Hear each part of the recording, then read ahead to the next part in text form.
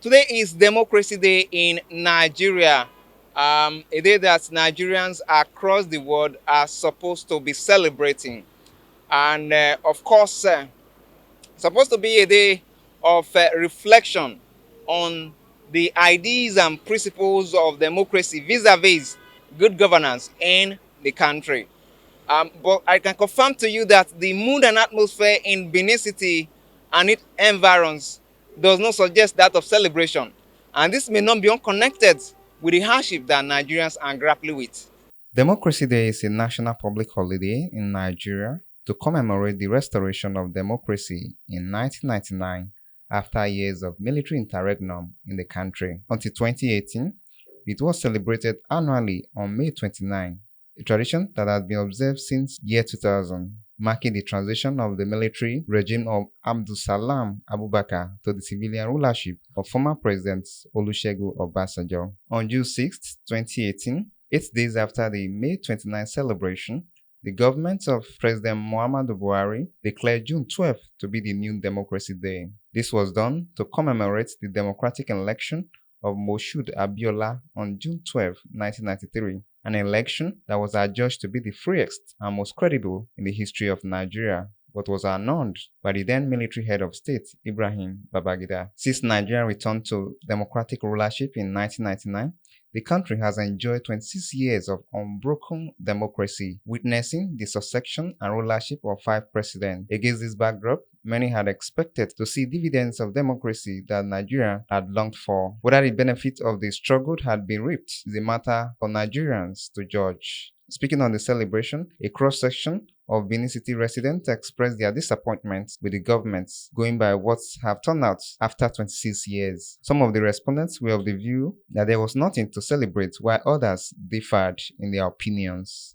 As for me, if the president wants to do something, let him do something. I look at everywhere. Look at the money that we are using. The money that we are using, we have three types of 500 naira, different color, different face. You see the way this is going on. This is not as usual. Things is very, very, very. I don't know how to put it. It's like they're not doing well in this country. Democracy Day. I was coming just now. I saw policemen with their um, entourage blocked the whole ring road.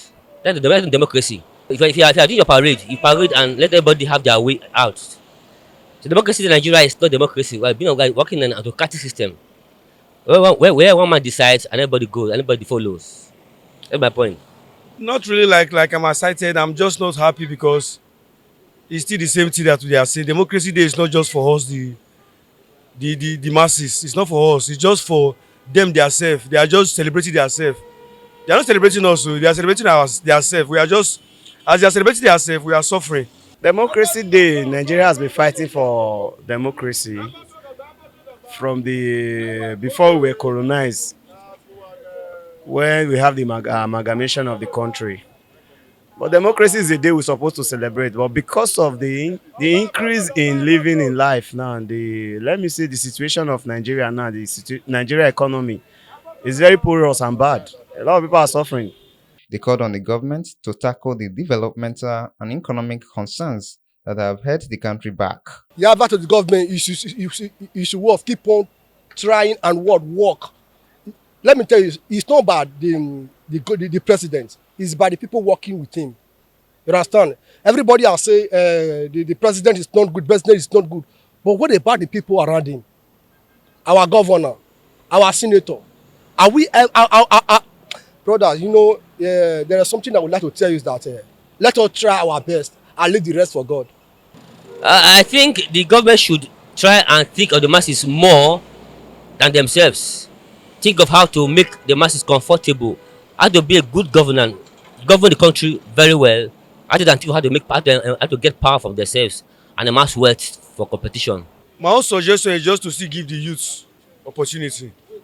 Let the youth still work with at least. They say our forefather used to make that parable. They say, children, listen to your father. We are the leaders of tomorrow. But nowadays we are not the leaders of tomorrow because tomorrow not the rich. So my just advice to people is that, to the government or to anybody that is hearing my voice, is that they should just try and buckle up based on They know that they are just getting it very easy as up there, but we are getting it very hard to buy cup of rice and everything, and there's no security. The government should sit back within themselves and look into what the situation of the country, the economy, the hard economy, what the poor masses is passing through, and give us some little amenities. Austin Ayeni reporting for VOS TV News.